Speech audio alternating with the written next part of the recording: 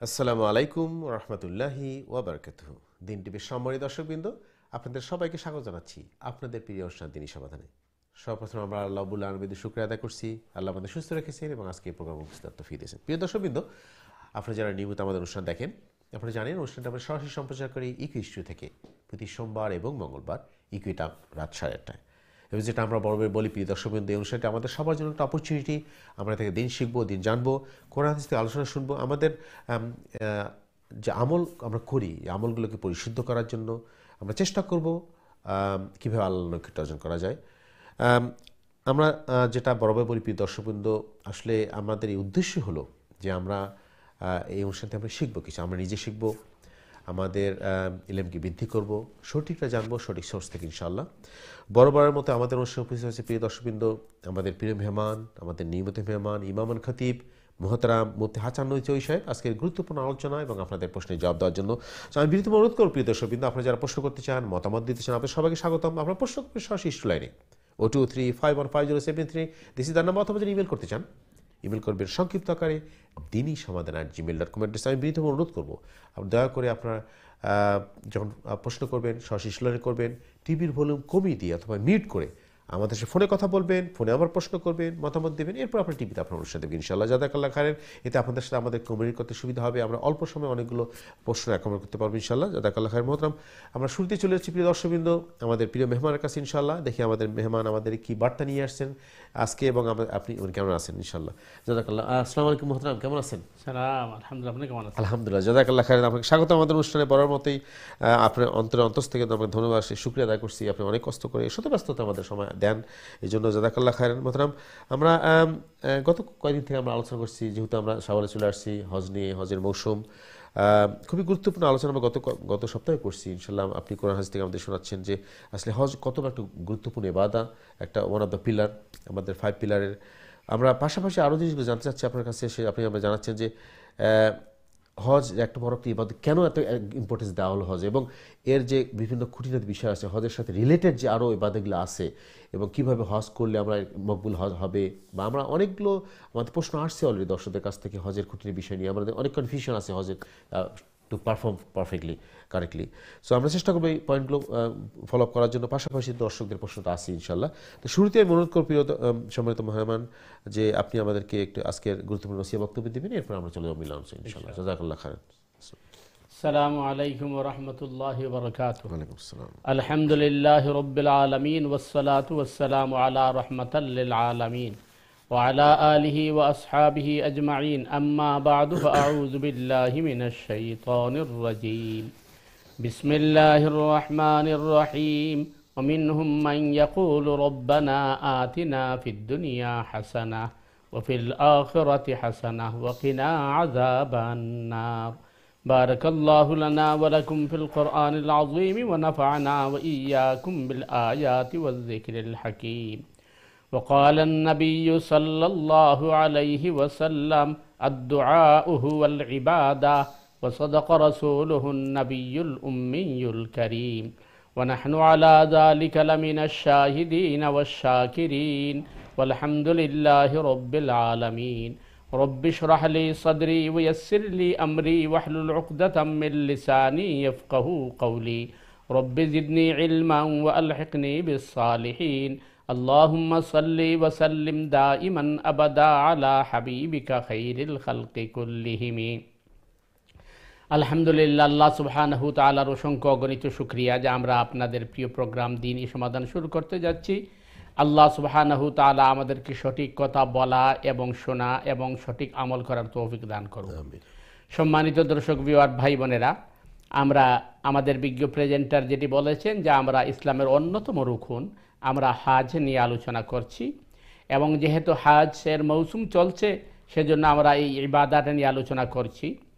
আমরা গত সপ্তাহে আমাদের এক ভাইয়ের আবেগপূর্ণ যে তিনি প্রশ্ন করেছেন যে হজ্জে যাওয়ার পরে যখন তওয়াফ করবে, বায়তুল্লাহর সামনে দাঁড়াবে অথবা বায়তুল্লাহকে আমরা দেখব, তখন আমরা কি দোয়া করব। ভাইয়ের এই প্রশ্নের কারণে আমি আজকে চিন্তা করেছি দোয়া নিয়ে আমরা আলোচনা করব, এবং দোয়ার যে বিশেষ বিশেষ জায়গা আছে এই জায়গাগুলোর মধ্যে কিভাবে দোয়া করতে হয়, তার পদ্ধতি কি, এ বিষয়টি নিয়ে আমরা আলোচনা করব ইনশাআল্লাহ। বিইজনিল্লাহ। সম্মানিত দর্শক ভিউয়ার ভাই বোনেরা, আসলে হজ অন্যতম একটি ইবাদা বা রুকন, এবং হজ সবার ভাগ্যে জুটে না। যখন আমাদের ভাগ্যে হজ জুটবে এবং অনেক কষ্ট এবং ক্লেশ এবং অনেক টাকা পয়সা খরচ করে হজে উপস্থিত হতে হয়, সুতরাং স্বাভাবিকভাবেই আবেগ এবং আগ্রহ আমাদের থাকবে যে এত কষ্ট করে যেহেতু এসেছি, তখন আমরা আমাদের হজটাকে কিভাবে আমরা কবুল করাতে পারি এবং কিভাবে আমরা বেনিফিটেড হতে পারি, এটা স্বাভাবিকভাবেই আপনার আমার মধ্যে আসবে। তাই আমরা চেষ্টা করব এই বিষয় নিয়ে আমরা আলোচনা করার, ইনশাআল্লাহ বিইজনিল্লাহ। আসল বিষয় হচ্ছে যে দোয়া এটি একটি মৌলিক ইবাদা। রসুল করিম সাল্লাল্লাহু আলাইহি ওয়াসাল্লাম বলেছেন, আদ-দুআহু হুয়াল ইবাদা, দোয়া একটি ইবাদা। কারণ কোরআনে কারীমে আল্লাহ সুবহানাহু ওয়া তাআলা বলছেন, ওয়াকালা রাব্বুকুম উদউনি আস্তাজিব লাকুম ইন্নাল্লাযীনা ইস্তাকবিরুনা আন ইবাদাতি সায়াদখুলুনা জাহান্নামা দাখিরিন। ওয়াকালা রাব্বুকুম, তোমাদের রব তোমাদেরকে বলছেন, উদউনি, তোমরা আমাকে ডাকো, আমার কাছে দোয়া চাও, আমার কাছে ভিক্ষা চাও। আস্তাজিব লাকুম, আমি তোমাদের দোয়া এবং তোমাদের প্রার্থনাকে কবুল করব। ইন্নাল্লাযীনা ইস্তাকবিরুনা আন ইবাদাতি সায়াদখুলুনা জাহান্নামা দাখিরিন, যারা অহংকার বশত, দাম্ভিকতা বশত দোয়া করবে না, দোয়া থেকে মুখ ফিরিয়ে নিবে, আমি তাদেরকে লাঞ্ছিতভাবে জাহান্নামে প্রেরণ করব।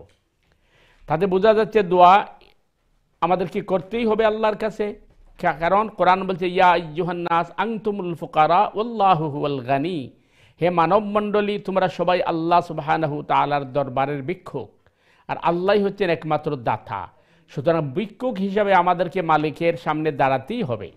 কেউ যদি দোয়া না করে তাহলে বোঝা গেল তার মধ্যে অহংকার এবং দাম্ভিকতা রয়েছে। এই আয়াতের আলোকে আল্লাহর রাসূল সাল্লাল্লাহু আলাইহি ওয়াসাল্লাম বলেছেন যে দোয়াই হচ্ছে ইবাদা। এখন দোয়া আসলে কিন্তু যে কোনো জায়গা থেকে দোয়া করলে আল্লাহ দোয়া কবুল করেন, এবং দোয়া আল্লাহ সুবহানাহু শুনেন এবং দোয়ার কবুল করেন। কারণ আমরা যদি বলি যে শুধুমাত্র মক্কায় গেলেই দোয়া কবুল হবে, তাহলে যারা মক্কায় যেতে পারে না তাদের অবস্থা কী হবে? দোয়া যে কোনো জায়গায় কবুল হয়, তবে দোয়া কবুল হওয়ার জন্য বেশ কিছু শর্ত, সময় এবং স্থান, কাল, পাত্র রয়েছে। তন্মধ্যে উল্লেখযোগ্য হচ্ছে মক্কা, বাইতুল্লাহ এবং তার আশপাশ, এই জায়গাগুলোতে দোয়া কবুল হয়। এখন আমরা দোয়া কিভাবে করব, হজে গেলে বা উমরায় গেলে, এই বিষয় নিয়েই আমাদের মূল আলোচনা। তো বিষয়টি হচ্ছে আমাদেরকে দেখতে হবে নবী রসুলগণ কিভাবে দোয়া করেছেন, এটি হচ্ছে সবচেয়ে উত্তম পন্থা। তো কোরআনে কারীমে আল্লাহ সুবহানাহু তাআলা হজের আলোচনা করতে গিয়ে বলেছেন যে মানুষ দুই ভাগে বিভক্ত। একদল মানুষ আল্লাহ সুবহানাহু তাআলার কাছে শুধু পার্থিব সুখ শান্তি চায়, আখিরাত চায় না। ওয়ামিনহুম মান ইয়াকুলু রব্বানা আতিনা ফিদ দুনিয়া ওয়া মা লাহু ফিল আখিরাতি মিন খালাক, যারা আখিরাত চায় না, শুধুমাত্র তারা দুনিয়ার সুখ শান্তি চায়, তাদেরকে আমি দিয়ে দিব, কিন্তু আখিরাত তাদের জন্য বরবাদ, অর্থাৎ যেটি চিরস্থায়ী এটা তারা পাবে না। আল্লাহ সুবহানাহু তাআলা বলতেন আরেকদল মানুষ হচ্ছে যারা বলে, ওমিনহুম মান ইয়াকুলু রব্বানা আতিনা ফিদ দুনিয়া হাসানা ওয়া ফিল আখিরাতি হাসানা ওয়া কিনা আযাবান নার, রব্বে করিম আমাদেরকে দুনিয়া এবং আখিরাতের সমস্ত হাসানা দান কর। ছোট্ট এই দোয়ার মধ্যে কিন্তু দুনিয়া এবং আখিরাতের সব কল্যাণ ঢুকিয়ে দেওয়া হয়েছে। এই জন্য আল্লাহর রাসূল সাল্লাল্লাহু আলাইহি ওয়াসাল্লাম ইরশাদ করেছেন যে সবচেয়ে উত্তম দোয়া হচ্ছে রব্বানা আতিনা ফিদ দুনিয়া হাসানা ওয়া ফিল আখিরাতি হাসানা ওয়া কিনা আযাবান নার। আমরা আকুতি মিনতি করে যে দোয়া করব, আমাদের মনের ভাব প্রকাশ করব, আমরা চাই যে সবগুলা খুলে আল্লাহ সুবহানাহু তাআলাকে বলবো। আসলে তো এটা আমাদের ইচ্ছা, আমাদের আবেগ, কিন্তু আল্লাহ সুবহানাহু তাআলা তো আমাদের চেয়েও বেশি জানেন। আমি আমাকে যতটুকু জানি তার চেয়ে বেশি আমার মালিক আমাকে জানেন। সুতরাং আল্লাহ সুবহানাহু তাআলার কাছে সংক্ষেপে বললেই যথেষ্ট। এই জন্য আল্লাহ রসুল বলেছেন যে এই দোয়া তোমাদের জন্য, ছোট্ট দোয়া দিয়ে তোমাদের জন্য যথেষ্ট।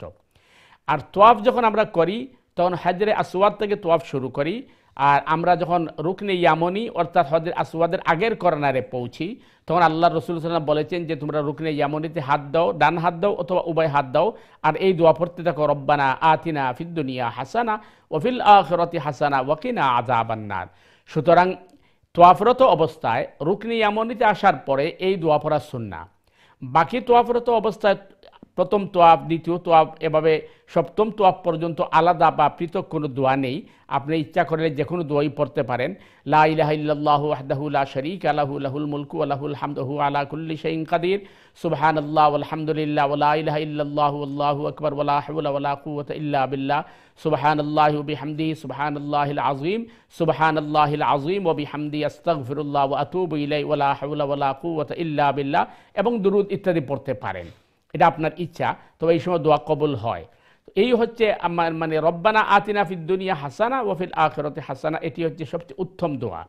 বাকি যে দোয়াগুলা কোরআনে কারীম বর্ণিত হয়েছে সূরা বাকারার মধ্যে এবং সূরা ইব্রাহিমের মধ্যে, সাইয়্যিদুনা ইব্রাহিম খলিল আলাইহিস সালাম বাইতুল্লাহ নির্মাণ করার পরে যখন তিনি কাজ শুরু করেছেন, তখন তিনি এবং তার ছেলে ইসমাইল আলাইহিস সালাম তারা দোয়া শুরু করছেন। কোরআন বলছে ওয়া ইয ইয়ারফাউ ইব্রাহিমুল কাওয়াইদা মিনাল বাইতি ওয়া ইসমাঈল রব্বানা তাকাব্বাল মিন্না ইন্নাকা আনতাস সামিউল আলিম। হে আমাদের রব, হে আমাদের পালনকর্তা, তাকাব্বাল মিন্না, আপনি আমাদেরকে কবুল করুন, আমাদের কাজকে কবুল করুন এবং আমাদের আমলকে কবুল করুন। ইন্নাকা আনতাস সামিউল আলিম, নিশ্চয় আপনি মহাশ্রবণকারী এবং মহাজ্ঞানী।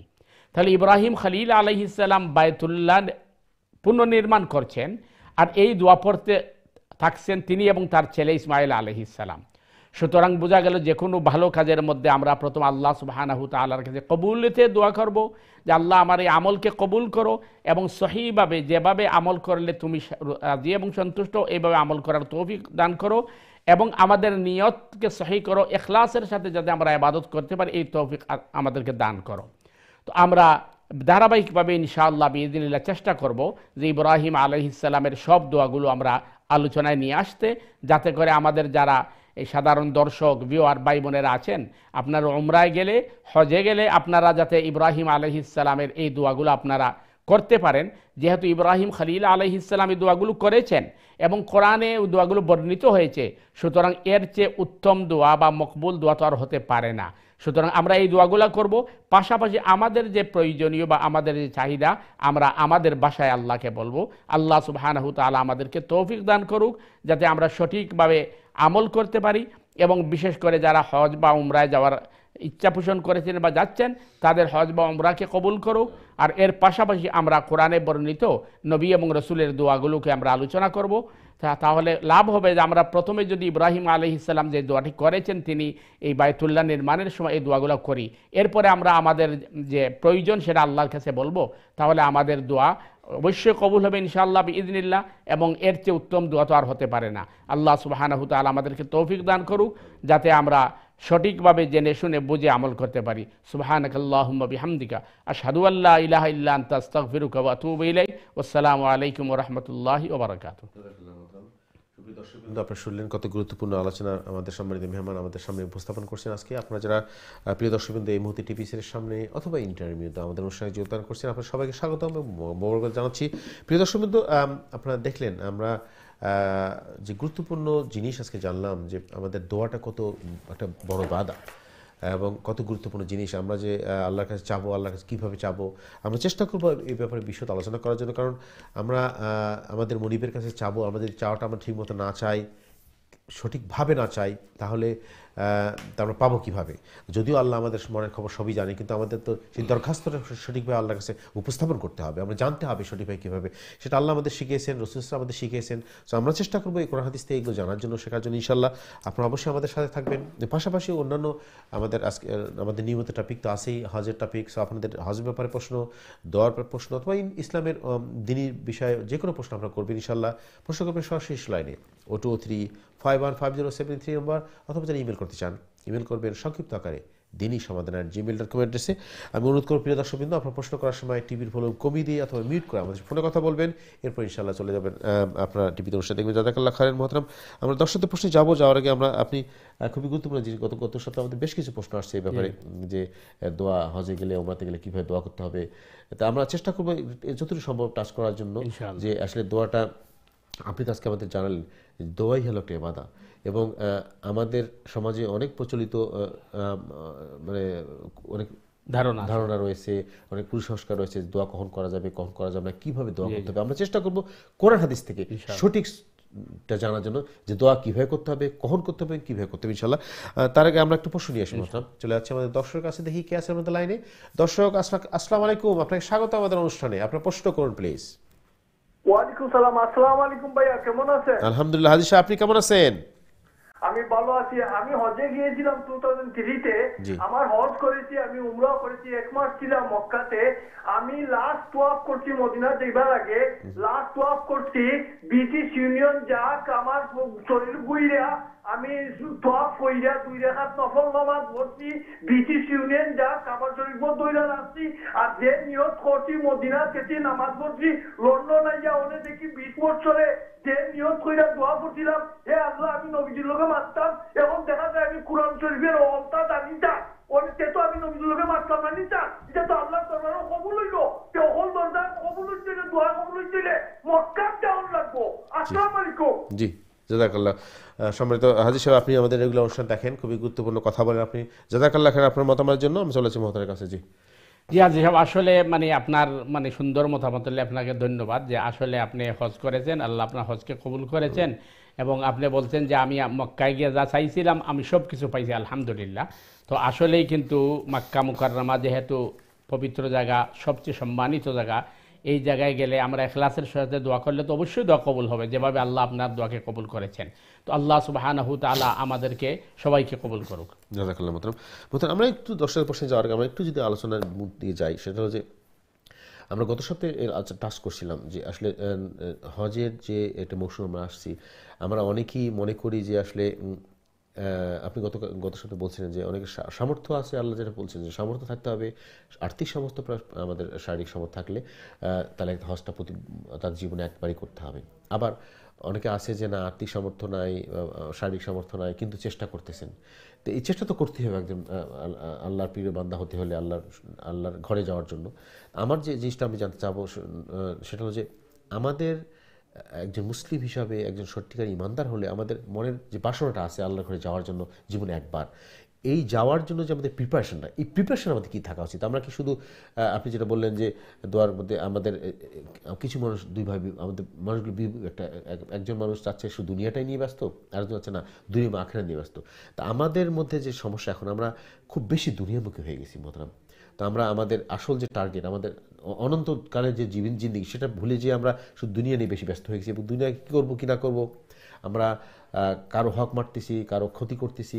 এই যে আমাদের দুনিয়ার জীবনে এত বেশি ব্যস্ত হয়ে গেছি আমরা, এটা থেকে ওভারকাম করে আমরা কীভাবে সত্যিকার ইমানদার হওয়ার জন্য, আল্লাহ প্রিয় বান্দা হওয়ার জন্য, এবং আলটিমেট যে আমাদের টার্গেট, সেই মকসুদে পৌঁছানোর জন্য আমরা কী করতে পারি, কীভাবে আমাদের আগানো উচিত? প্লিজ দেখেন, আপনার কথা থেকে দুটি জিনিস বেরিয়ে আসছে।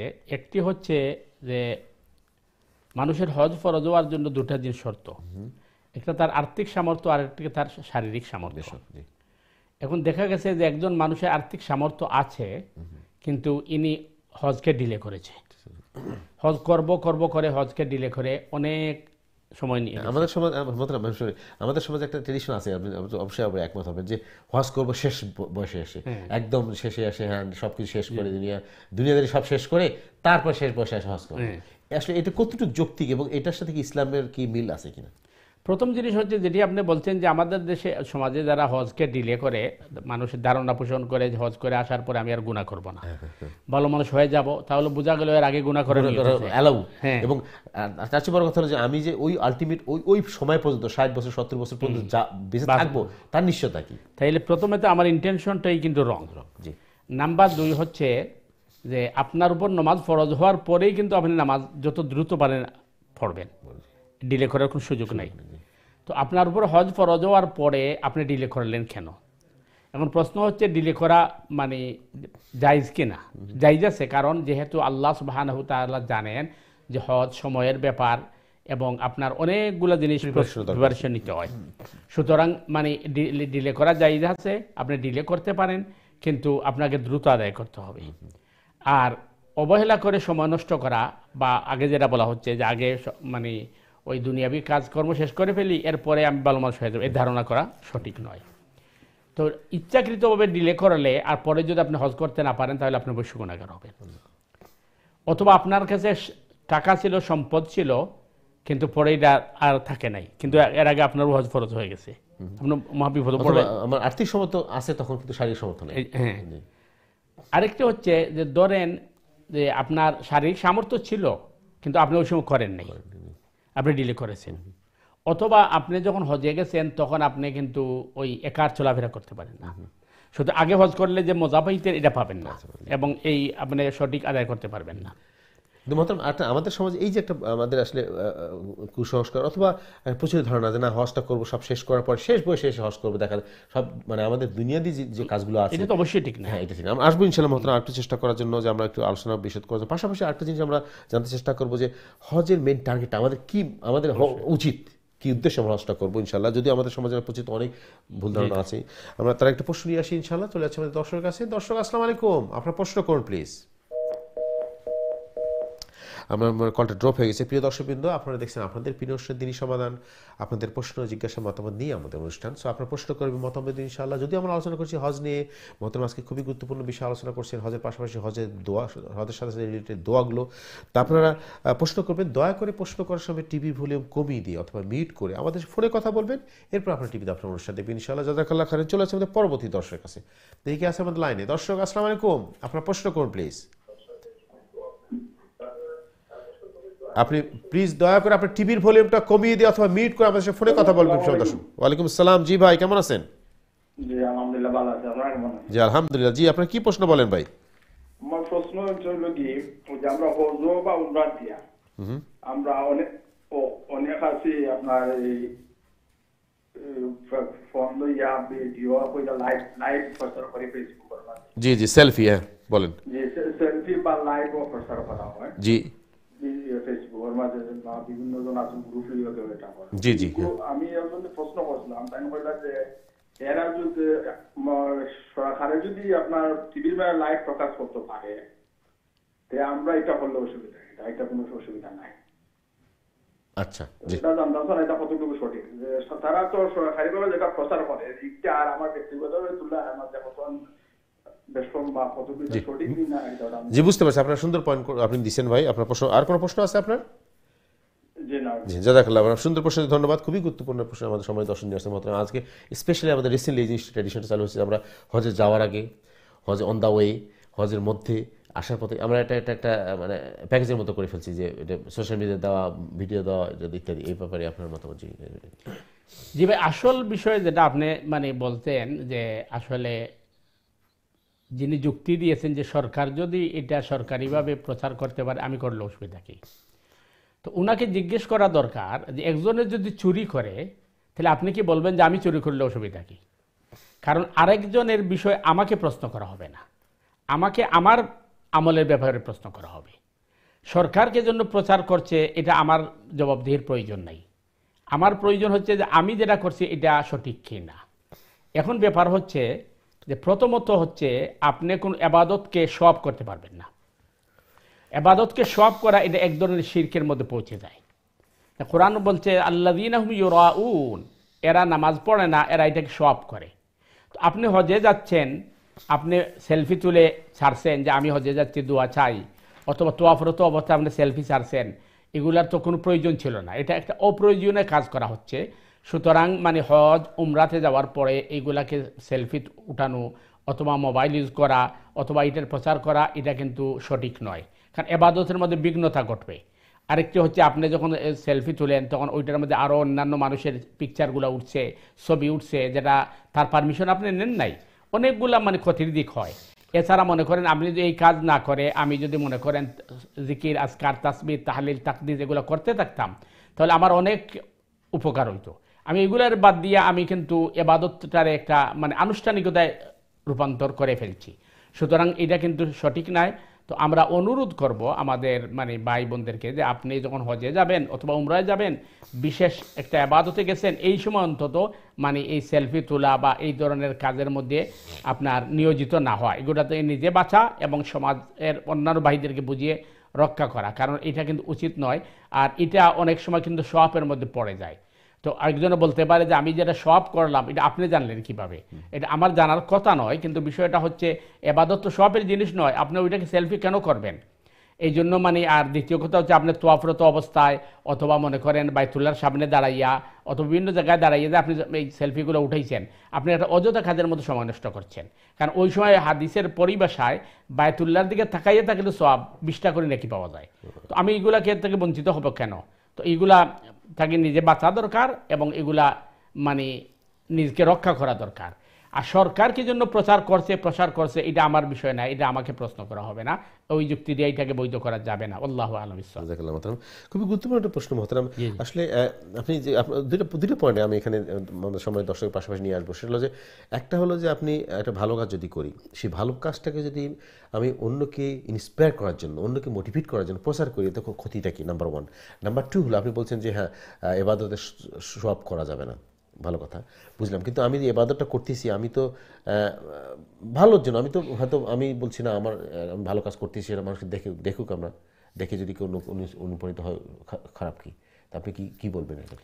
আপনি যে কাজটা করবেন যে অন্যকে উৎসাহিত করার জন্য, সেটি তো হচ্ছে যে মনে করেন আপনি উমরায় গেছেন, হজে গেছেন, সেলফি চাইলে এটা হবে না, যতই আপনি যুক্তি দেন।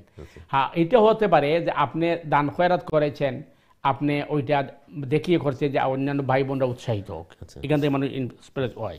যেমন মনে করেন আপনি ফরজ নামাজ জমাতে পড়তে, সুন্নত নফল জমাতে নেই, কারণ ওইখানে আপনাকে কিন্তু অন্যকে এই উৎসাহিত করার প্রশ্ন আসে না, ফরজ নামাজ পড়তে হবে। আর হজের মতো একটা ইবাদত যেখানের মধ্যে আপনি দেখেন স্বভাবত অন্যান্য ইবাদতের মতো নয়, আপনি পরিবার পোশাকই পড়তে পারছেন না, অর্থাৎ এই সমাজ থেকে আপনি কিন্তু চলে গেছেন অনেক দূর, ডিফারেন্ট। হ্যাঁ, সুতরাং ওইখানে আপনি আদৌ মডার্ন এই জিনিসগুলো ব্যবহার করবেন, সেলফি তুলবেন, ইত্যাদি করবেন, এটার তো কোনো সুযোগ কি নাই। হ্যাঁ, পার্সোনালভাবে যদি কোনো ভাই অথবা বোন অথবা আপনার পরিচিত মহলের কাছে আপনি টেলিফোন করেন অথবা বলেন যে দেখেন আপনি হজে আসেন নাই বা হজ করেন নাই, হজ করা কিন্তু দরকার। আর আমরা যেটা আলোচনা করছি যে ভাই যুবক থাকতে বা ইয়াং অবস্থায় হজ করলে আপনার হজ করতে সুবিধা হবে এবং হজের মজা পাবেন, উৎসাহিত করছেন, এটা ভিন্ন মাসলা। কিন্তু ভাই যেটা প্রশ্ন করছেন, মানে এখন যেভাবে মনে করেন তোয়াফরত অবস্থায় সেলফি ছাড়ে মানে এয়ারপোর্ট থেকে একবার ছাড়া হয়, প্লেনে উঠে আবার ছাড়লেন, মক্কায় গিয়া জিদ্দায় গিয়া, মানে এগুলা একটা কি আর কি ফ্যাশন বা এছাড়াও আরো দেখেন আপনি আমাদের সমাজে এমন একটা মানে আপনার রোগ দেখা দিচ্ছে, সংক্রামক ব্যাধির মতো, যে আপনি খাড়ি বানাইছেন ওইটার ফেসবুকে ছেড়ে দেওয়া হচ্ছে। আপনি কারো কথা বলতেছেন, আমি অবাক হয়ে যাবে। আপনি মানে কি খাচ্ছি, খাচ্ছেন স্যার, কি খাচ্ছি সে ছবি, রেস্টুরেন্টে গেছেন, সেই কি মেনু দিয়েছেন সেটা ছবি পাঠান, এটা কি জন্য দিয়েছেন আপনি?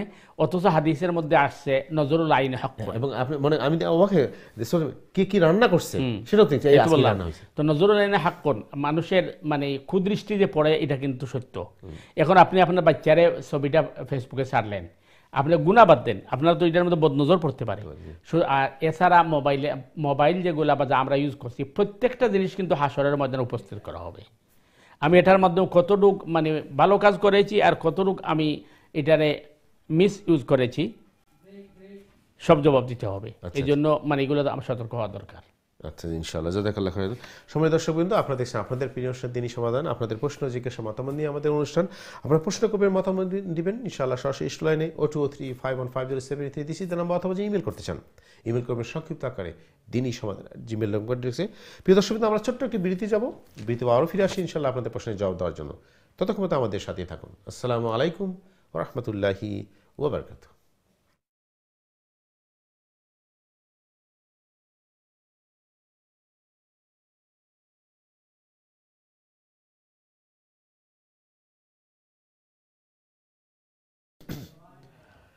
আসসালামু আলাইকুম রহমতুল্লাহি ওয়া বারাকাতুহু। দিন টিভির সম্মানিত দর্শকবৃন্দ, বিরতির পর আবার আপনাদের স্বাগত জানাচ্ছি আপনাদের প্রিয় অনুষ্ঠান দিনী সমাধান। যারা এই মুহূর্তে টিভি সেটের সামনে অথবা ইন্টারনেট মিডিয়াতে আমাদের অনুষ্ঠানে যোগদান করছেন, আপনাদের সবাই স্বাগতম, মোবারকবাদ। প্রিয় দর্শকবৃন্দ, আপনারা দেখছেন আপনাদের প্রিয় অনুষ্ঠান দিনী সমাধান। আমরা আলোচনা করছি হজ নিয়ে, হজের বিভিন্ন খুঁটিনাটি বিষয় নিয়ে, এবং মোহতারাম আজকে আমাদের গুরুত্বপূর্ণ বিষয় আলোচনা করলে সেটা দোয়া নিয়ে, আমাদের কীভাবে দোয়া করতে হবে, কখন দোয়া করতে হবে, এবং দোয়ার যে কবুলের শর্তগুলো আছে আমরা চেষ্টা করব যতটুকু সম্ভব আমাদের স্বল্প পরিসরে আলোচনা করার জন্য।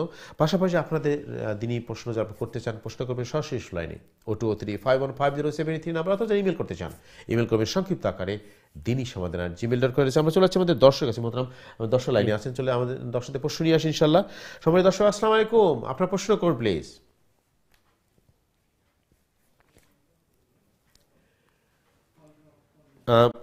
প্রিয় দর্শকবৃন্দ, আপনারা জানেন অনুষ্ঠানটি আমরা সরাসরি সম্প্রচার করছি ইস্যু থেকে। আপনারা দয়া করে প্রশ্ন করবেন ইস্যু লাইনে, এবং প্রশ্ন করার সময় টিভির ভলিউম কমিয়ে দিয়ে অথবা মিউট করে আমাদের ফোনে কথা বলবেন, এরপর আপনার টিভিতে আপনার অনুষ্ঠান দেখবেন ইনশাল্লাহ। প্রথমে আমরা দর্শকদের প্রশ্নে যাবো, যাওয়ার আগে আমরা যেহেতু আলোচনা করছিলাম আসলে যে হজের যে কত গুরুত্বপূর্ণ একটা ইবাদত, কিন্তু আমাদের সমাজে আমরা হজটাকে একটা আনুষ্ঠানিক, যদিও এটা অবশ্যই একটা আনুষ্ঠানিক ইবাদত, কিন্তু আমরা এটাকে একটু কমার্শিয়াল দিকে নিয়ে যাচ্ছি বা একটু বেশি শপের দিকে নিয়ে চলেছে। আসলে কি হজের মেইন যে উদ্দেশ্যটা যে কি এবং কেন এই হজটা আমাদের দেওয়া হলো, আপনি গতকাল কিছু টাচ করছিলেন কোরআন হাদিস থেকে, যে উদ্দেশ্যটা কি, আল্লাহ কেন আমাদেরকে বললেন জীবনে একবার তুমি আমার ঘরে এসো, একটু যদি আমাদেরকে হাই করতে চান। দেখেন, হজের আনুষ্ঠানিকতা বলতে সেখানে কিন্তু ওই আন্তর্জাতিক বা রাষ্ট্রীয়ভাবে সেটাকে একটা আনুষ্ঠানিক ইবাদত মুসলিম উম্মাহের। আর এটাকে আমি ফেসবুকে শো আপ করবো বা আমি এটা নিয়ে বিভিন্ন ধরনের আপনার এই এক্সপেরিয়েন্স করবো, এটা কিন্তু ইসলাম বলে নাই। আর হজের মূল বিষয় যেটা আপনি বলছেন, যে হজের একটা হচ্ছে যে আল্লাহ সুবহানাহু তাআলা আপনাকে সম্পদ দিয়েছেন, সামর্থ্য দিয়েছেন, আপনি আল্লাহ সুবহানাহু তাআলার ডাকে সাড়া দিবেন, যেটা আমরা আগে আলোচনা করেছি। অনেক মানুষ এইভাবে আছে, মনে করেন যে হয়তো চলাফেরা করতে পারে না, ডিজাবল মানুষ, কিন্তু তার প্রচুর সম্পত্তি আছে, সে বসে বসে কিন্তু অনেক পয়সা ইনকাম করতেছে, বিজনেস করতেছে, আরো বিভিন্ন মানে ইন্টারন্যাশনাল বিজনেস করতেছে, কিন্তু তার সামর্থ্য নেই এই মানুষ মক্কা পর্যন্ত ফিজিক্যালি যাবে। তখন ইসলামের বিধান হচ্ছে যে আপনি আপনার প্রতিনিধি নিয়োগ করেন, অর্থাৎ আপনি বদলি হজের জন্য পাঠাবেন। সুতরাং আপনি এটা বলতে পারবেন না যেহেতু আমার মানে ফিজিক্যালি সামর্থ্য নাই, আমার টাকা আছে কিন্তু আমার হজ ফরজ না, এটা নয়, কারণ হজের বদলি করা যায়, আপনাকে করতেই হবে। এখন বিষয়টা হলো যে আল্লাহ সুবহানাহু তাআলা এটা এই কারণে দিয়েছেন যে দেখেন, যাদের এই সম্পদশালী যারা, তাদের উপর জীবনে একবার হজ ফরজ। আর স্বভাবত এই সমাজের মধ্যে সম্পদশালী তারাই হয় যারা সজাগ সচেতন এরা।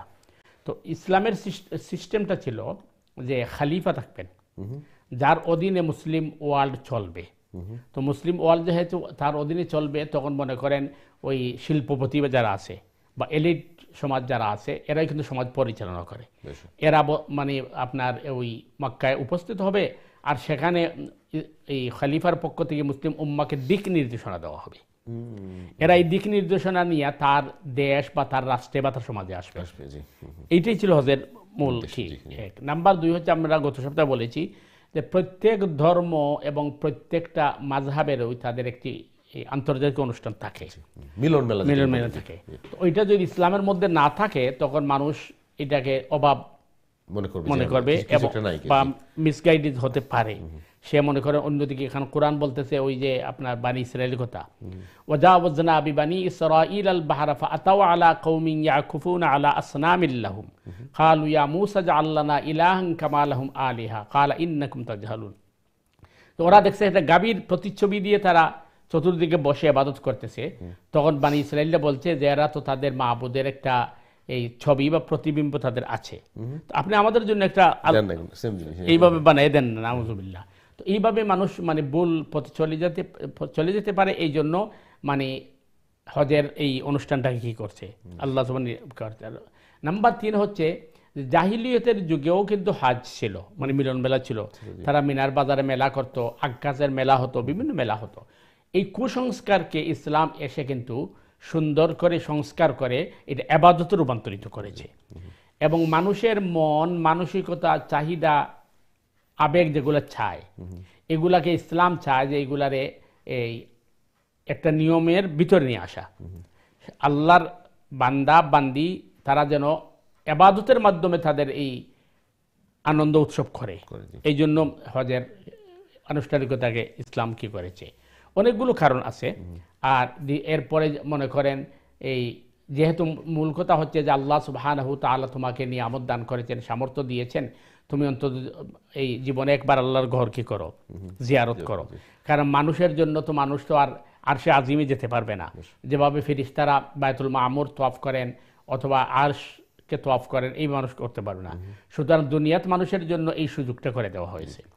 এবং ইতিহাসে যেটা পাওয়া যায় কোরআন হাদিসের আলোকে, সৈয়দনা আদম আলা নবিয়্যিনা আলাইহিস সালাম জান্নাত থেকে যখন দুনিয়াতে আসলেন, তখন দুনিয়ার ওয়েদার বা আবহাওয়ার সাথে তার শরীর অ্যাডজাস্ট হয় নাই, কারণ জান্নাতের খেয়ে থাকা।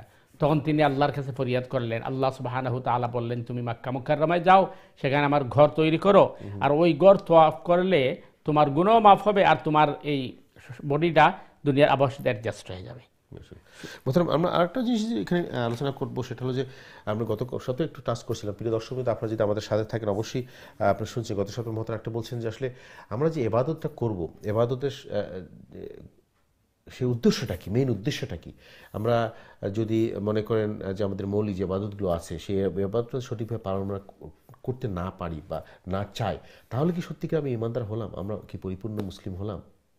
তা আমরা একটু যদি আলোচনা করতে চাই মহতারাম, আমাদের ইবাদতটা শুধু কি ইবাদতের জন্যই হবে, না আল্লাহকে খুশি করার জন্য, আল্লাহকে রাজি করার, বা আল্লাহ যে কাজগুলো আমাকে করতে বলছেন একজন মুসলিম একজন পরিপূর্ণ ইমানদার হওয়ার জন্য যে আমাদের করা দরকার, এর মেন মোটিভটা কি, আমাদের উদ্দেশ্যটা কি একটু দেখেন, প্রথমত হচ্ছে ইবাদতের উদ্দেশ্যটা কি। আপনি যেটা বলছেন, ইবাদত কিন্তু বলা হয় আবিদে যা করে, অর্থাৎ বান্দার কাজের নাম ইবাদত। সুতরাং আমার উবুদিয়তকে প্রকাশ করার নাম হচ্ছে ইবাদত, এবং মাবুদের দাসত্ব স্বীকার করা। আচ্ছা আচ্ছা। আমি যদি মনে করেন একজন মালিকের যদি গোলাম থাকে, মালিকের কাজ না করে তাহলে সে গোলাম হবে কিভাবে? যে মোহতারাম আমরা আসবো ইনশাল্লাহ। আমাদের জানা দরকার আসলে ইবাদত জিনিসটা কি। আমরা যে আসলে আমরা যে মানুষের ইবাদত করি, আমরা অনেকে করি যে হ্যাঁ করছি, বা একটা ট্রেডিশনের মতো করে ফেলছি, সবাই করে আমি করি, বা বাপ দাদা করছে, যেমন আর কি বলি যে নামে মুসলিম, আমরা মুসলিম, আমরা বাবা দাদা মুসলমান, বা আমরা নাম মুসলিম এই জন্য মুসলিম। আসলে কি এটা একজন সত্যিকার ইমানদার হওয়ার জন্য, পরিপূর্ণ হওয়ার জন্য এটা কি সঠিক এনাফ কিনা? আমরা একটা প্রশ্ন নিয়ে আসি ইনশাল্লাহ। চলে যাচ্ছে আমাদের দর্শকের কাছে। দর্শক আসসালামু আলাইকুম, আপনাকে স্বাগত আমাদের অনুষ্ঠানে। আপনার প্রশ্ন করুন প্লিজ। হ্যালো, আসসালামু আলাইকুম। ওয়ালাইকুম আসসালাম রহমতুল্লাহ। জি ভাই, কি প্রশ্ন বলেন? জি হ্যালো, আসসালামু আলাইকুম। জি ওয়ালাইকুম আসসালাম রহমতুল্লাহ। জি আপনাকে শুনছি ভাই, আপনার প্রশ্ন বলেন। জি আমি এবছর হজে যাবো ইনশাআল্লাহ। বাংলাদেশ থেকে যাবো, লন্ডন থেকে বাংলাদেশ থেকে যাবো, বাংলাদেশ থেকে একটু হজে যাবো। জি জি বলেন। হ্যাঁ, কিন্তু আমি একটু সমস্যা আছে, আমার প্রস্টেটের প্রবলেম।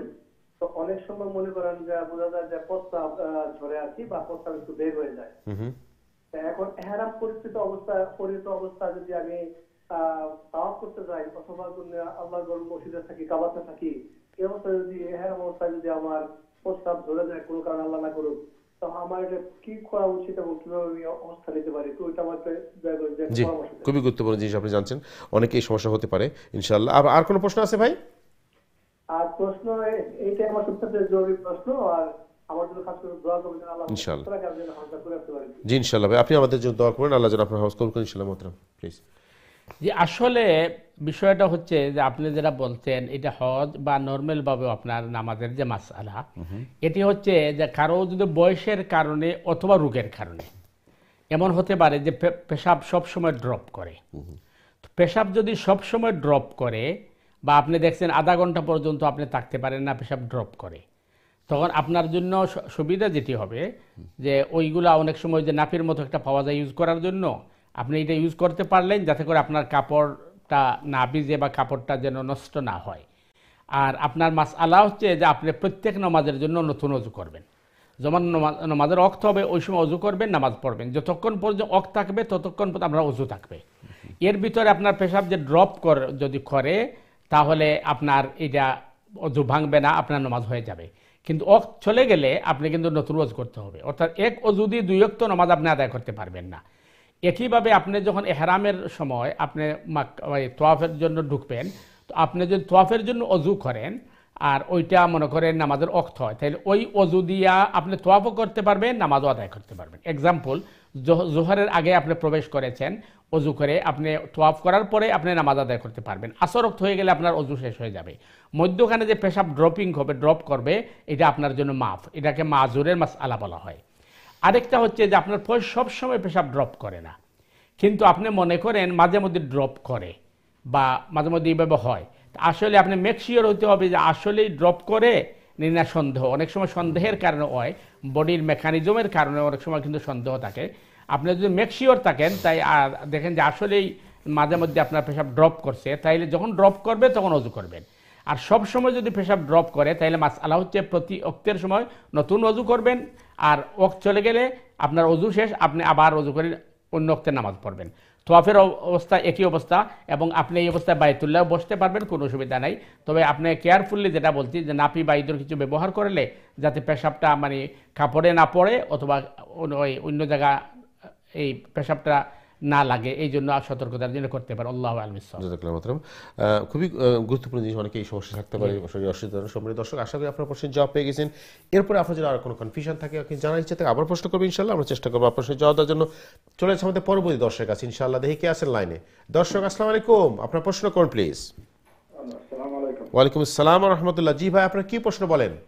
আমার প্রশ্ন হলো এই যেমন মসজিদের ঢুকে যে 2 রাকাত তাহিয়াতুল মসজিদ নামাজ পড়ে, তখন যদি কেউ বড় সুন্নত হইয়া যায়, বিশেষ করে ফরজ নামাজের সুন্নত অনেক বড় হইয়া যায়, জি জি, এটা হইয়া গেলে মসজিদে গিয়া 2 রাকাত নামাজ পড়া যায় বা পড়া করা। আচ্ছা, খুবই গুরুত্বপূর্ণ, খুবই সুন্দর প্রশ্ন করছেন, জরুরি প্রশ্ন করছেন ভাই।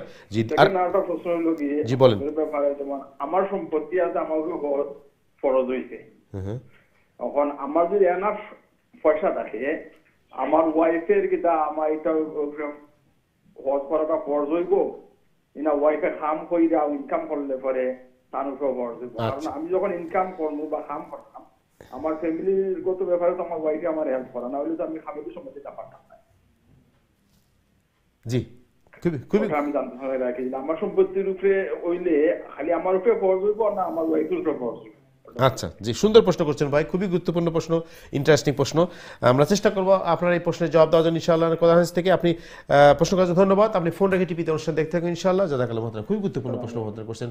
এক নম্বর হলো যে আমাদের আমরা এই সুন্নত নামাজ নিয়ে অনেকদিন আলোচনা করছি যে আমাদের সমাজে এই যে মানে তাহিয়াতুল উযু এবং তাহিয়াতুল মসজিদ যে একটা গুরুত্বপূর্ণ একটা সুন্নাহ, আমাদের এই ট্রেডিশন আমাদের নাই। এবং আপনি অবশ্য আমার মনে হয় এটা চেঞ্জ হচ্ছে স্লোলি স্লোলি। এখন কিন্তু আপনি দেখবেন অনেক জায়গায় মুসলিমরা এসে নামাজ পড়ে ফেলে, কিন্তু আগে এটা আমরা জানতামই না, অনেকে আমরা জানতামই না এই জিনিসটা একটা এত বড় একটা গুরুত্বপূর্ণ সুন্নাহ আছে। খুব খুব গুরুত্বপূর্ণ প্রশ্ন করছেন আমাদের সময় দর্শক, যে বাসায় যে সুন্নত, এবং এটাই তো আসল। আপনি আগে বলছেন যে সুন্নাহ এবং নফলটা বাসা পড়লে বেশি ফজিলত, কিন্তু আমরা অনেকেই করেন। আমি অনেক দেখছি ইসলাম যে তারা ফরজ নামাজ পড়ে থাকে না, চলে যায় সঙ্গে সঙ্গে। এবং অনেক আপনি আরবিয়ান মসজিদে দেখবেন যে তারা ফরজ শেষ দে লিভ দ্য মস্ক, কিন্তু আমাদের এশিয়ান কালচারে আমাদের যে মসজিদে আমরা একদম টপ টু বটম সব কিছু শেষ করে তারপর বাসা যাই। আপনি যেটা জানতে চান, আমাদের সময় দর্শক জানতে চান যে বাসায় যদি আমরা সুন্নত নামাজ পড়ে যাই, যে ওয়াক্তের সুন্নত আগে আছে ফরজের, তো এরপরে আপনি মসজিদে গেলে কি তাহাজ্জুদ নামাজ পড়া যাবে কিনা, বা প্লিজ। জি, প্রথম কথা হচ্ছে যে আসলে সুন্নাহ এবং নফল গড়ে পড়া উত্তম, সেটা আপনি বলছেন। সুতরাং আপনি সুন্নত এবং নফল ঘরে পড়বেন, ঘরে পড়ার পরে মসজিদে যাবেন, মসজিদে যাওয়ার পরে আপনি তাহিয়াতুল মসজিদ 2 রাকাত পড়বেন বসার আগে যদি সময় থাকে, কারণ এটা মসজিদের নামাজ, এটা ঘরের নামাজ নয়। সুতরাং ঘরে সুন্নত পড়ার কারণে যে আপনি তাহিয়াতুল মসজিদ পড়তে পারবেন বা পড়বেন না এমন নয়। আপনাকে মসজিদে ঢোকার সাথে সাথে 2 রাকাত তাহিয়াতুল মসজিদ পড়া, এটার হাদিসে অনেক বেশি ফজিলত এবং অনেক গুরুত্ব দেওয়া হয়েছে, এবং কোনো কোনো উলামাদের মধ্যে যে এটা ওয়াজিব। সুতরাং আপনাকে মসজিদে ঢুকেই আপনি ডাইন পাও দিয়ে ঢুকলেন, বিসমিল্লাহ আল্লাহুম্মা ইফতাহলি আবওয়াবা রাহমাতিক বলে, এরপরে আপনি 2 রাকাত তাহিয়াতুল মসজিদ পড়বেন, এরপরে বসবেন। এটি হচ্ছে মানে সুন্নাহ এবং এটি উত্তম। 2 নম্বর যেটি আপনি বলছেন, এখানে একটু আমি 2 নম্বর যাওয়ার একটা জিনিস ক্লিয়ার করছি, সেটা হলো যে তাহিয়াতুল মসজিদ যে নামাজটা, এটা তো আমার অন্য সুন্নাহর সাথে কোনো সম্পৃক্ত না, এটা মসজিদের সম্পৃক্ত। আপনি যেটা বহুবার বলছেন যে এটা মসজিদের হক, আমি যে মসজিদ এন্টার করলাম, সে মসজিদের শুকরিয়া আদায় করার জন্য আমি মসজিদে আসছি, আল্লাহ আমাকে তৌফিক দিয়েছেন মসজিদে আসার জন্য, তার জন্য আমি শুকরিয়া আদায় করব। এটার সাথে রিলেটেড। জি মোহতারাম। দ্বিতীয় প্রশ্ন ছিল যে হাজবেন্ডের 2 নম্বর যেটি আপনি বলছেন যে আপনার উপর যদি হজ ফরজ হয়, তাইলে আপনার ওয়াইফের উপরে হজ ফরজ কিনা। আপনার সম্পত্তির উপরে আপনার উপরে হজ ফরজ হবে, আপনার ওয়াইফের সম্পত্তির উপরে তার হজ ফরজ হবে। যদি দেখা যায় যে আপনার মানে সম্পত্তি যেটা আছে যে এটা আপনার উপর হজ ফরজ হয়েছে, আর আপনার ওয়াইফের এই পরিমাণ পয়সা নেই যে পয়সার কারণে তিনি ওই মক্কায় গিয়ে আসতে পারবেন এবং খরচ তিনি কুলাতে পারবেন, তখন তার উপর হজ ফরজ নয়। তবে আপনি একটি সুন্দর কথা বলছেন, আপনি বলছেন যে আমার ওয়াইফ তো লুক আফটার করেছেন ঘর এবং আমার বাচ্চা কাচ্চা, যার কারণে তো আমি ইনকাম করতে পারছি, সুতরাং তার তো মানে হেল্প না থাকলে আমি তো অগ্রসর হতে পারতাম না। এই উদ্দেশ্যে যদি আপনি আপনার ওয়াইফকে হজে নিয়ে যান, তাহলে আপনি ডবল সবের অধিকারী হবেন, এবং এটা অত্যন্ত উত্তম একটা মন মানসিকতা এবং অত্যন্ত সুন্দর একটি আলোচনা আপনি করেছেন যে যেহেতু আমার ওয়াইফ আমাকে সহযোগিতা করছে বলেই তো আমি এত অগ্রসর হতে পারছি, সুতরাং যদিও আমার সম্পত্তি আছে তার সম্পত্তি নাই, তার উপর হজ ফরজ নয়, সুতরাং আমি তাকে হজ করিয়ে ফেলবো, এটা কিন্তু অত্যন্ত ভালো জিনিস এবং উত্তম আপনার চিন্তা।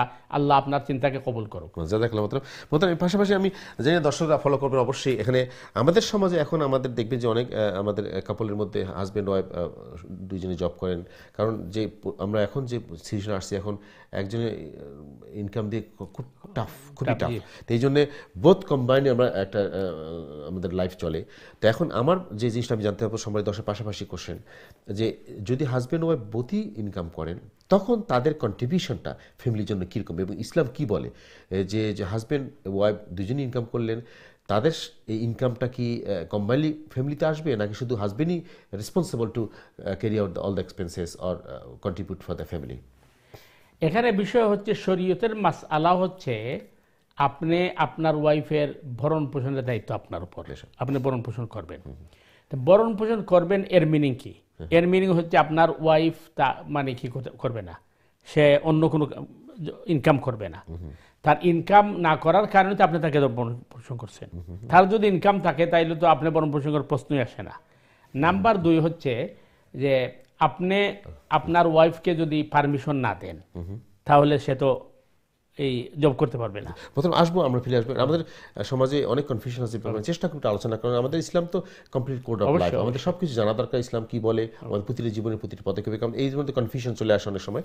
তার আগে একটা প্রশ্ন নিয়ে আসি ইনশাআল্লাহ দর্শকদের কাছ থেকে। চলে আসছে আমাদের দর্শক আসসালামু আলাইকুম, আপনার প্রশ্ন করুন প্লিজ। আসসালামু আলাইকুম, আমি আপনার একটু প্রশ্নের জন্য জি বলেন। কল করছি। জি বলেন। আপনার আমি যে ইহরাম পরিত অবস্থায় থাকবো, হ্যালো আসসালামু আলাইকুম। জি আমরা শুনতে পাচ্ছি, আপনার প্রশ্ন বলেন ভাই। ইহরাম পরিত অবস্থায় থাকলে আমি যে মনে করেন লেপি পরবো, তো এই লেপিতে তো শিলি থাকে, তো শিলির পর লেপি কি ব্যবহার করা যাবে? ওকে, খুবই সুন্দর প্রশ্ন, খুবই যৌক্তিক প্রশ্ন, জাযাকাল্লাহ খাইরান। আপনার প্রশ্ন ধন্যবাদ ভাই, আপনি অনুষ্ঠান দেখতে থাকুন ইনশাআল্লাহ। আমরা চলে যাচ্ছি মহতরম কাছে। জি মহতরম। জি ভাই, আসলে খুব সুন্দর মানে প্রশ্ন আপনি করছেন যে দেখেন পুরুষে যখন ইহরাম বাঁধবে তখন পুরুষের পাও খোলা রাখতে হবে, মাথা খোলা রাখতে হবে, পাও এবং মাথা ঘুরতে পারবেন না, আপনি সক্স ইউজ করতে পারবেন না। কিন্তু আপনার যদি পায়ের মধ্যে অসুবিধা থাকে যে আপনি খোলা পায়ে হাঁটতে পারেন না, রক্ত প্রবাহিত হয়ে যায়, অথবা আপনি কষ্ট হয় বা মাথার মধ্যে কোনো সমস্যা থাকে, তখন তো আপনি মাজুরের জন্য মাসআলা ভিন্ন। ঠিক একইভাবে আপনি যে নাপিটা ব্যবহার করবেন ওইটা তো আপনি অসুবিধার কারণে করছেন, আপনি শরীয়তের দিক দিয়ে আপনি মাজুর, সুতরাং এই ক্ষেত্রে আপনি এটা ব্যবহার করতে পারবেন, কোনো অসুবিধা নাই, কারণ মাজুরের জন্য মাসআলা ভিন্ন। আশা করি ক্লিয়ার আছে ইনশাআল্লাহ। সময় দর্শক আশা করি আপনার প্রশ্নের জবাব পেয়েছেন, যারা খুবই গুরুত্বপূর্ণ সেন্সিটিভ জিনিস, যে ইসলাম তো বলে যে হজের সময় যদি আপনি এক্সট্রা একটা ইউজ করলেন কিন্তু তখন কি হবে, খুবই গুরুত্বপূর্ণ প্রশ্ন করছেন। সময় দর্শক আশা করি আপনারা যারা অনুষ্ঠান দেখছেন সবাই জানতে পারলেন। আসলে এইটাই তো একটা বিউটি অফ দ্য ইসলাম, যে ইসলাম আমাদের কোনো কঠিন করে দিন আমাদের জন্য, খুব সহজ করে দিয়েছে, কিন্তু আমরা জানতে হবে জিনিসটা, যেটা মহতরম বলেন প্রিয় দর্শকবৃন্দ। এই জন্য আমাদের পড়াশোনা করা দরকার, জানা দরকার ইসলাম কি বলে। আমাদের ইসলাম কিন্তু আমাদের জীবনে কঠিন করার জন্য আসেনি, আমাদের জীবনকে সহজ করার জন্য আসছে। ইনশাআল্লাহ আল্লাহ আমাদের সবাই বুঝার তৌফিক দান করুক। চলে যাচ্ছে আমাদের পরবর্তী দর্শক আছে ইনশাআল্লাহ, দেখি কে আছেন লাইনে। দর্শক আসসালামু আলাইকুম, আপনার প্রশ্ন করুন প্লিজ। হ্যালো আসসালামু আলাইকুম। হ্যালো আসসালামু আলাইকুম। ওয়ালাইকুম সালাম। জি ভাই, কি প্রশ্ন বলেন? হ্যালো জি আমি শুনতে পাচ্ছি, আপনার প্রশ্ন বলেন। হ্যালো, আমি অবস্থান স্যার, হুজুরের কাছে আমার প্রশ্নটা হইল, জি বলেন। উজু সবসময় রাখতে পারি না, আমার উজু যায় গিয়া। আচ্ছা আর আমার আচ্ছা, যে আপনি দয়া করে টিভির ভলিউমটা কমিয়ে দেন অথবা মিউট করেন, করে আমাদের সাথে ফোনে কথা বলেন। হ্যালো, আমার টিভির ভলিউম তো কমাই। আচ্ছা বলেন, আপনার প্রশ্ন বলেন। হ্যালো, জি আমি শুন। আমার উজুটা যায় গিয়া কে ওই করে খেতে লাগে, প্রবলেম হরাতায়। আচ্ছা আচ্ছা, প্রবলেম হরাতায় উজু যায় গিয়া কি আমার, আমি নমাজটা অত উজু যায় গিয়ে সবসময়, কোনো সময় রাস্তা উদয় বাতাস লাগানি করে, কোনো সময় পুরো যায় গিয়ে ওগুলাও আর কি। আচ্ছা সেটা করতাম আর কি। আচ্ছা জি তুই মহান করলে কিলা করা মহান আমার একটা দেখাইয়া দেন যে আপনি অন্য তুই। আচ্ছা ঠিক আছে, জি ইনশাআল্লাহ। আপনার আপনারা যে আমার আগে দোয়া করেন যেন আপনি ইনশাআল্লাহ। সুবহানাল্লাহ রাস্তা পাক পাকিজার চেষ্টা জাজাকাল্লাহ মানে আপনাকে ধন্যবাদ। আমার মুরব্বী মানুষ, আপনি অনেক কষ্ট করে ফোন করছেন, এই জন্য জাজাকাল্লাহ খারেন।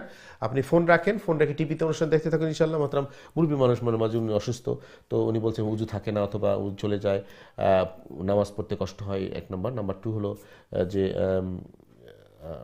অসুস্থ, উনি যে দোয়া চাইছেন আমার জন্য। জি কলা কিনে দিবেন না? না, আপনি প্রশ্ন দিতেন।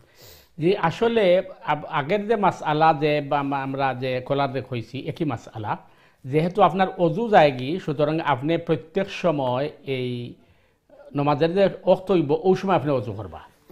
অজু করি আপনি নমাজ পড়বা। এই নমাজ পড়া অবস্থায় যে সময় আপনি নমাজ পড়বা, এই সময় যদি আপনার মনে করেন বাতাস যায় বা কোনো প্রবলেম হয় যেটা অজু যাইব কি, এটা আপনার লাগে মাফ। আপনি এক অজু দিয়ে 2 অক্ত নামাজ পড়তে পারতা নাই। আপনি প্রত্যেক অক্ত নয়া অজু করিয়া নামাজ পড়বা, আর নামাজ পড়া অবস্থায় যে আপনার প্রবলেম হইব এটা আপনার লাগে মাফ। এখন কত হইল যে আপনি যদি 5 অক্ত নয়া অজু করিয়া পড়েন আর আপনি মনে করেন যে আপনার ঠান্ডা লাগি দিব ফাওয়ার বারবার দইলে, তাহলে আপনি এক কাম করতে পারবা, আপনি বালা করি অজু করিয়া আপনি মুজা পাও দিলেইবা, সক্স পাও দিলেইবা। আর এর বাদে আপনি যে সময় অজু করবা আপনি শুধু হাত দইবা, মুখ দইবা, মাথা মাসে করবা আর মুজার উপরে মাসে করবা, এই পর্যন্ত শেষ। তাইলে আপনার ফাও ঠান্ডা লাগতো না। আর যদি আপনি মনে করেন যে আপনি অজু করতে পাররা না, কষ্ট বা অজু করার লাগে আপনি ক্ষতি করিলাই, তখন আপনি তৈয়ম্মুম করবা। তৈয়ম্মুম করার লাগে শর্ত হইল আপনি একটা পাত্র রাখতে হইবা। অত তৈয়ম্মুমের লাগে এখন কিন্তু কিছু মানে আপনার এই সাইজ করা পাথর বিভিন্ন ইসলামী সবকগুলো পাওয়া যায়, এগুলো রাখতে পারেন, এগুলো আইনে রাখতে পারেন, অথবা মক্কা মদিনা তো মিলে আমরা লন্ডন মিলে। আর না হয় আপনি ওয়ালের মাঝে তৈয়ম্মুম করতে পারবা। তো তৈয়ম্মুম করতে হইলে ওয়াল ব্রিকের হইতে হইব, এটা ওয়াল পেপারের উপরে তৈয়ম্মুম হইতো নাই, উডের উপরে তৈয়ম্মুম হইতো নাই। তো তৈয়ম্মুমের লাগি নিয়ম হইলে আপনি প্রথমত আপনি নিয়ত করবা যে আল্লাহ আমি পবিত্র ওয়াল লাগি আমি তৈয়ম্মুম করাম, হয়ে বিসমিল্লাহ হয়ে আপনি ওয়ালো বা পাত্তর দিবা। ওয়াল হইল আত মারলা আর পাত্তর হইল ওলা করলা। করার বাদে আপনি আঙ্গুল দুইটা এইভাবে উঠাইয়া আপনি মাথার যেন চুল ওখান থেকে শুরু করিয়া এইভাবে নিচ পর্যন্ত আনবা। একবার আনলে ওই যাব, 3বার করলে বালা। এরপরে আপনি এই আবার আতরে মারবা, মারিয়া আপনি বামাতের এইভাবে করিয়া বামাতে ডাইনাতে এইভাবে নিয়ে কইনের উপর পর্যন্ত আনবা, আর আবার উপর দিক দিয়া ওখান পর্যন্ত আনবা। একইভাবে আবার ইয়ার আতরে করবা, আবার ইয়াতে এইভাবে করবা, আর আঙ্গুলটা ওলা কিলাল করবা। ও পর্যন্ত ফরজ শেষ। এটা হানাফি মাযহাবে রিকগনাইজ করে। আর অন্যান্য মাযহাবে বা হাদিসের মাঝে ই বর্ণনা পাওয়া যায়, আপনি বিসমিল্লাহ হয়ে আত মারবা, চেহারারে মাসে করবা, আর এরপরে আপনি ওই আতের কবজির এইভাবে করিয়া অতর করে লিবা, আপনার তৈমা আদায় দিব। 2টা পথ আছে হাদিসের মধ্যে, আশা করি ক্লিয়ার হয়েছে ইনশাআল্লাহ। তবে ভালো হইবা আপনি তৈমুর লাগে একটা পাত্র রাখি লিবা, আর নাই আপনি ওয়ালও তৈমু করতে হইব, অথবা আপনি ফ্লোরও করতে পারবা যদি ব্রিক থাকে, ওয়ালপেপারও অথবা উডের মধ্যে তৈমু হইতো নাই। আশা করি ক্লিয়ার। সম্মানিত দর্শক, আপনি কষ্ট করে ফোন করছেন, মুরব্বী মানুষ, আশা করি আপনার প্রশ্নের জবাব পেয়ে গেছেন। আল্লাহ আমাদের সবাইকে সুস্থ দান করুক, আল্লাহ আপনাকে সুস্থ দান করুক, যেন আপনি সঠিকভাবে ইবাদত করতে পারেন ইনশাআল্লাহ। জাযাকাল্লাহ খাইর। চলে আসছে আমাদের পরবর্তী দর্শকের কাছে। দর্শক আসসালামু আলাইকুম, আপনার প্রশ্ন করুন প্লিজ। জি আসসালামু আলাইকুম।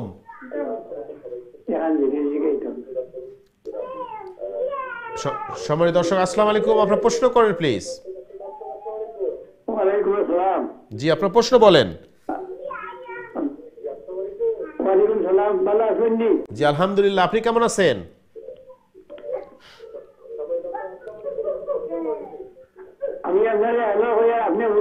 জি আমি শুনছি, আপনি দয়া করে টিভির ভলিউম।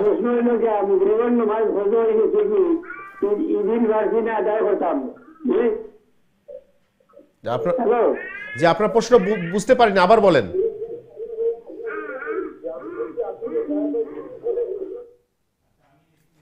জি ওকে। সম্মানিত দর্শকবৃন্দ, আপনারা দেখছেন আপনাদের প্রিয় অনুষ্ঠান দিন মিশন। আপনি জানেন অনুষ্ঠানটি আমরা সরাসরি সম্প্রচার করি ইকুইস্টুডিও থেকে।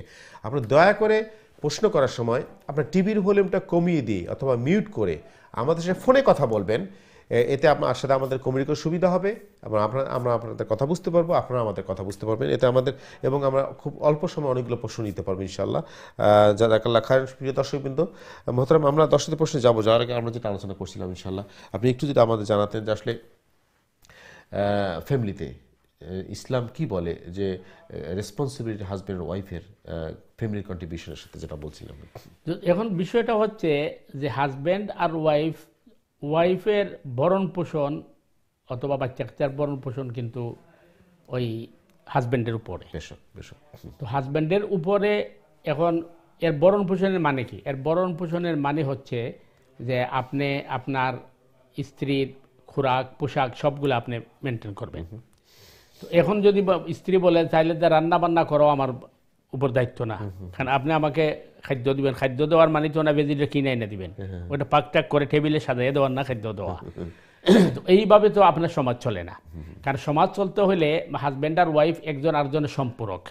এবং কোরআন বলছে হুন্না লিবাসুল্লাকুম ওয়া আনতুম লিবাসুল্লাহুন, তোমরা একজন আরেকজনের পোশাক স্বরূপ। সুতরাং আপনি একজন আরেকজনের সহযোগিতা করতে হবে। তো হাজব্যান্ড যদি বাইরে কাজ করে, ওয়াইফে ঘরে মেনটেন করবে, এইভাবে সমাজটা চলবে। এখন মনে করেন এই জন্য আপনি দেখবেন এই দেশে যে বেনিফিট দেয়, বেনিফিট কিন্তু বহুত দেওয়া হয়, একজনকে দেওয়া হয় না। এখন মনে করেন আপনি এই ওয়াইফ যদি জব করতে চান আর হাজব্যান্ড বলে না তোমার তো জব করার দরকার নাই, আমি তোমার পরামর্শ করছি, তখন তিনি জব করতে পারবেন না। সুতরাং যেহেতু হাজব্যান্ডে তাকে জব করার অনুমতি দিছে, সুতরাং এইখান হাজব্যান্ডের অধিকার আছে। কারণ এই যে আপনার খরচ যেটা আছে এটা উভয় মেনটেন করতে হবে, কারণ যেহেতু আপনার কাছে টাকা আছে, পয়সা আছে। এটি জাযাকাল্লাহ মোহতারাম। আমরা আসলে যেটা এরকম বলছি মোহতারাম, আমাদের বলছেন ইসলাম একটা কমপ্লিট কোড, এখানে সব সমস্যার সমাধানগুলো আছে, শুধু আমরা আমাদের জানতে হবে, সঠিক জানতে হবে যে কোরআন হাদিস কি বলছে আমাদের জীবন চালানোর জন্য। প্রিয় দর্শকবৃন্দ, আপনারা দেখছেন আপনাদের প্রিয় অনুষ্ঠান দিনী সমাধান। আপনাদের প্রশ্ন জিজ্ঞাসা মতামত নিয়ে আমাদের অনুষ্ঠান। আপনারা প্রশ্ন করবেন, মতামত ইনশাআল্লাহ সরাসরি লাইনে 023515073 দিস ইজ দ্য নাম্বার, অথবা ইমেল করতে চান, ইমেল করবেন সংক্ষিপ্ত আকারে dini@gmail অ্যাড্রেসে। প্রিয় দর্শক, আমরা ছোট্ট একটি বিরতি যাব, বিরতি আবারও ফিরে আসবো ইনশাআল্লাহ আপনাদের প্রশ্নের জবাব দেওয়ার জন্য। ততক্ষণ আমাদের সাথে থাকুন। আসসালামু আলাইকুম রহমতুল্লাহি ওয়া বারাকাতুহু।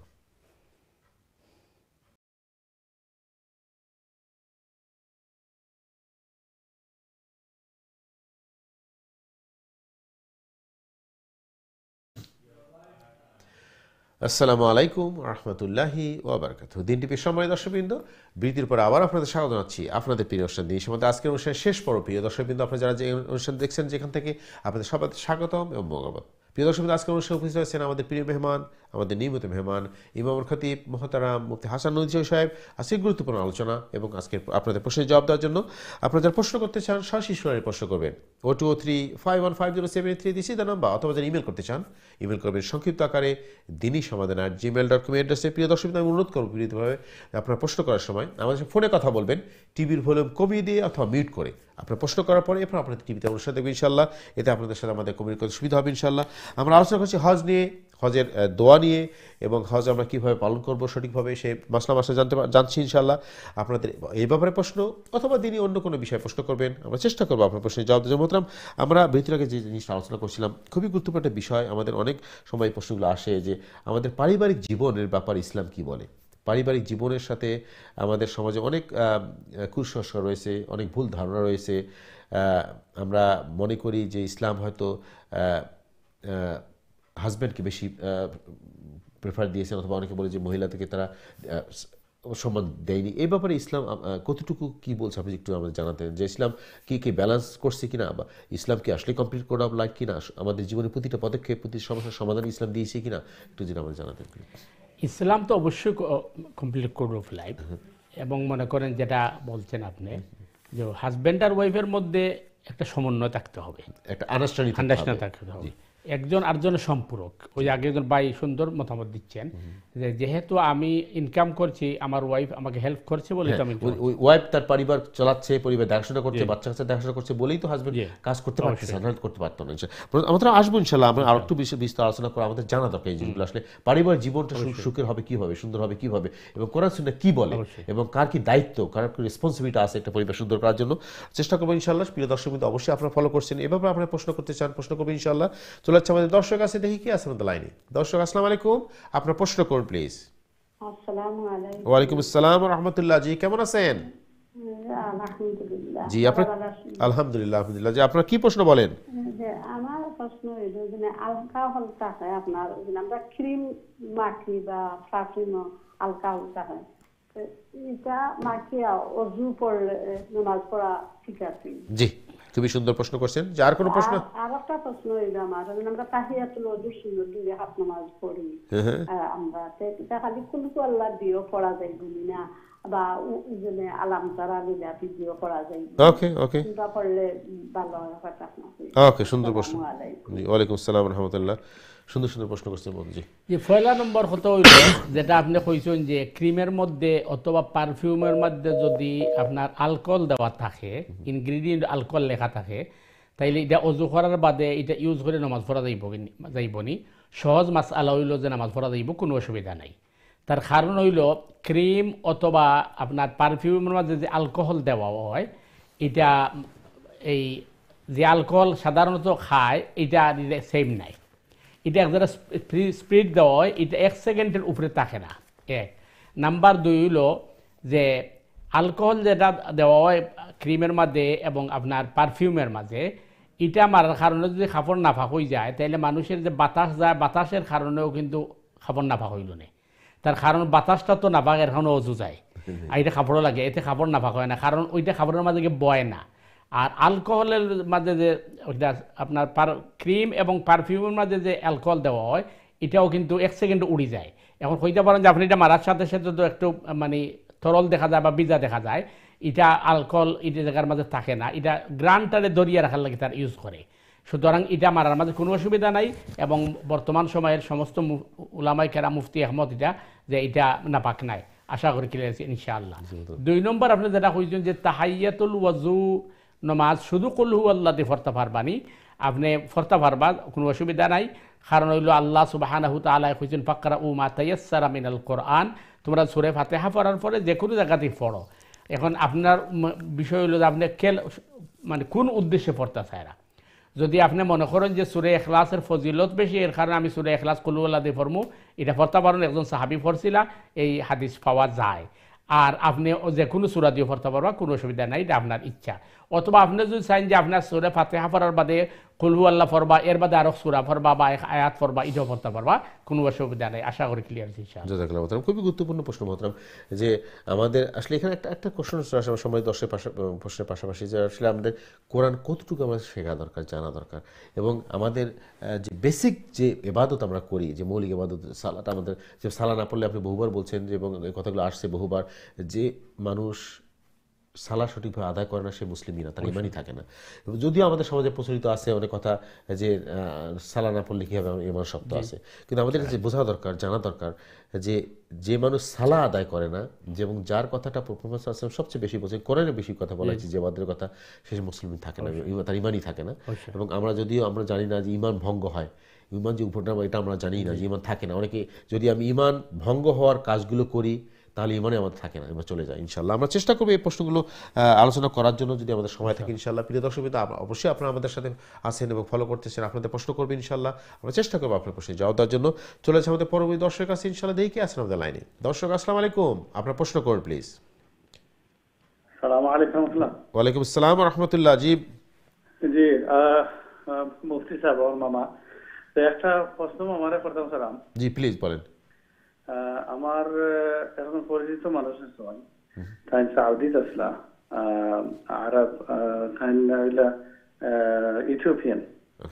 তো তাই একজনের লোকে তার বিবাহিতা হয়েছিল, তাই মুসলমান খ্রিস্টিয়ান আসলে মুসলমান হয়েছিল। তার বাদে মুসলমান হওয়ার বাদে মুসলমানেরা ব্যবহার দেখিয়া, আচার ব্যবহার দেখিয়া, সাউদি মানুষের আচার ব্যবহার দেখিয়া তাই ইসলাম ধর্ম তনে আবার খ্রিস্টিয়ানও গেছেন। আর এই মহিলা মুসলমান আসলা, তাদের বিবাহিত হয়েছিল, তারা 2 জন বাচ্চা হয়েছেন। এখন যে তাই আবার খ্রিস্টিয়ান ধর্ম গেলাই, এটার কারণে তারা দাম্পত্য জীবন তারা কন্টিনিউ করতে পারবানি না, পারবেন না, তারা ডিভোর্স নেওয়া লাগবো না, ওটা সম্বন্ধে একটা ডিসিশন কোরআন হাদিস মতো দেওয়া যাবে। খুবই গুরুত্বপূর্ণ। মহিলা একটু সাহায্য হইল না। মহিলা মানে খ্রিস্টান ধর্ম, খ্রিস্টান ওই কিছু না পার? জি না মামা, মহিলা মুসলমান আসলা। আচ্ছা। তো আর তার যে হাজবেন্ড আসলা খ্রিস্টান, মুসলমান হয়েছেন সাউদি। আর সাউদি তাই মুসলমান হওয়ার বাদে এই মহিলা মুসলমান মহিলা বিবাহ তারা 2 জন বিবাহ হয়েছে, 2 জন বাচ্চাও আছেন তারা। কিন্তু এই ভদ্রলোক আবার তাই কতদিন বাদে খ্রিস্টানিটি গেছেন, মুসলমান টাইম দেখা যায় যে মুসলমান রিলিজনের মাঝে কোনো কাইন্ডনেস নাই, কোনো মায়া নাই, মমতা নাই, মুসলমান মানুষ বালা নাই, রিলিজন বালা নাই, ইসলাম ধর্ম। এখন হরিয়াটা যখন এটা সম্বন্ধে কি তারা দুজন বিবাহিতা তারা থাকতে পারবানি না তারা ডিভোর্স দিতে কারণে ভদ্রলোক যে তাই না আবার কিছু খ্রিস্টান দেখে? জি, খুবই গুরুত্বপূর্ণ প্রশ্ন করছেন ভাই, অনেক অনেক ধন্যবাদ আপনার সুন্দর একটা টপিকে নিয়ে আসার জন্য।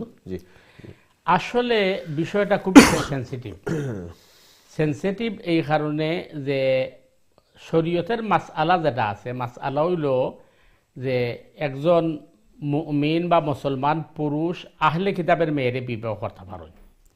আহলে কিতাবের মেয়ে বলতে খ্রিস্টান অথবা ইহুদি যদি হয় ওই মহিলা, তাই ওই মহিলারে বিয়া করা জায়েজ মুসলিম যুবকের লাগি, যদি মহিলা শিরিক না করে।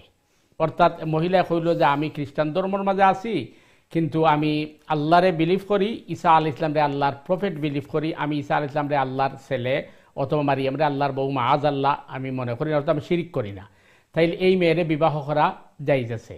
একইভাবে ইহুদির মাসআলা। কিন্তু কোনো মুসলিম মহিলা আহলে কিতাবের যুবকের কাছে বিয়া পাওয়া যায় নাই, মাসলা হইল এটা। তার কারণ স্বভাবতই মানে নেচার যেটা এটা হইল যে হাজব্যান্ডের অধীনে থাকে ওয়াইফ, সেহেতু যদি কোনো আহলে কিতাব রেখেও বিয়া করেন তাহলে আশা করা যায় ধীরে ধীরে এই ইসলামের দিকে আইবা। আর যদি কোনো মুসলিম মহিলা আহলে কিতাবের কাছে বিয়া বই যায় তাইলে তাই তো ইসলাম থাকি অন্য ধর্মের দিকে গেছেন কি, এটা ইসলামে এলাও করে না। এখন যেহেতু এই পুরুষ যেন আসলাইন খ্রিস্টান আসলা গেছে বিয়া বইছেন তাই মহিলা খ্রিস্টান ভদ্রলোক খ্রিস্টান ছিলেন, পরে ইসলাম গ্রহণ করছেন, এরপর বিবাহ বইছেন। এখন তাই খয়রা কথা যে মুসলমান হলের মানে চরিত্র ক্যারেক্টার তান গেছে পছন্দ নাই, সুতরাং তাই আবার খ্রিস্টান হয়ে গেছে। এই হিসাবে কিন্তু এটা তান লাগে উচিত হয়েছে না, কারণ কোন মুসলমানের ক্যারেক্টার দেখে ইসলামরে এই ব্যাখ্যা করা যাইতো নাই। ইসলামরে ব্যাখ্যা করতে হবে রসুল করিম সাল্লাল্লাহু ক্যারেক্টারের দেখা, কোরআন হাদিস দেখা, সুতরাং তান্ডে বোঝানোর দরকার। কিন্তু স্বভাবত মাসআলা হইল যে বিয়াটা বিচ্ছিন্ন হয়ে গেছে, যেহেতু তাই আবার খ্রিস্টান ওই গেছেন। তো এখন এই ভদ্র মহিলা তান্ডে আলটিমেটাম দিতে পারেন এই বা তার লগে তাই এই কম্প্রোমাইজ করতে পারেন যে আমি তোমার সময় দিলাম, তুমি চিন্তা ভাবনা করো। তার কারণ হইল যে মুসলমানের দোষের কারণে ইসলাম দায়ী হয় না, যারা মুসলমান নামদারি যারা এগুলা করে এটা ইসলাম দায়ী নাই, তুমি কোরআন এবং হাদিসের ফলো করো। এরপরে যদি দেখা যায় ভদ্রলোক আবার মানে চেঞ্জ হন অর্থাৎ ইসলাম গ্রহণ করুন, তাইলে বিয়ারে আবার নতুনভাবে আগদ ফরাই দেওয়া ভালো হইব।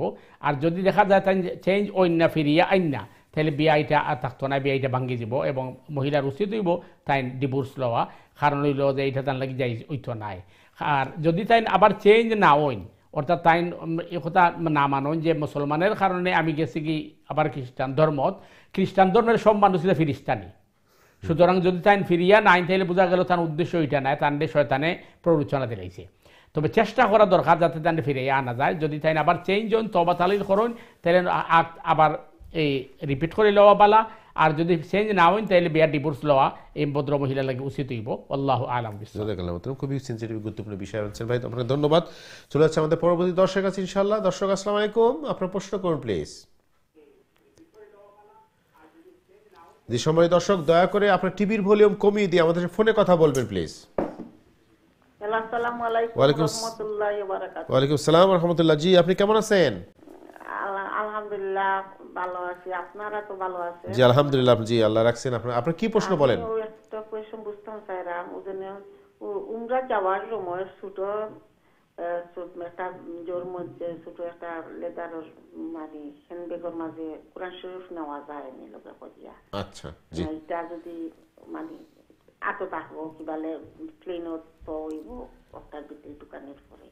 আচ্ছা, জি। এটা কোনো অসুবিধা যদি হইতো তো নেওয়া যাইতো না। আমি কেন লেখাটা কোরআন শরীফের বিভিন্ন রকমের থাকে, তখন তো আর সকলটি লেটার যেগুলা তো আর মানে মিনিং জানতাম না আমরা সাধারণ মানুষ।